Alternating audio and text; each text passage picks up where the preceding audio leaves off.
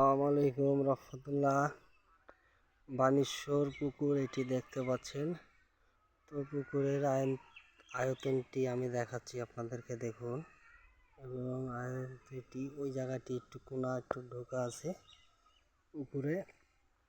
এই পুকুরটিতে আমরা ঈদের পরে টিকিট করব, দেখতে পাচ্ছেন। ঈদের পরে আমরা এখানে টিকিট করব এবং পানি আছে, প্রচণ্ড পানি এখানে। এবং দেখতে পাচ্ছেন খুবই দারুণ একটি পুকুর। ঈদের পরে ইনশাল্লাহ এই পুকুরে টিকিট হবে, মাছ ইনশাল্লাহ।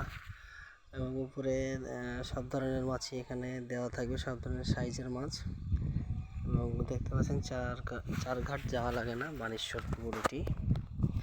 বানেশ্বরে পুকুর অবস্থিত। পুকুরটি বড়।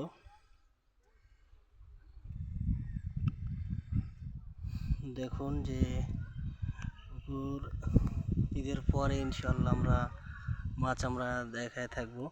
এবং টিকিট ঈদের পরে নির্ধারিত হবে। এবং যারা টিকিট নিতে ইচ্ছুক হবেন অবশ্যই স্ক্রিনে দেওয়া নাম্বারটিতে আপনারা যোগাযোগ করবেন। ইনশাল্লাহ অবশ্যই খুবই ভালো রেজাল্ট ফলাফল আপনারা পেয়ে থাকবেন।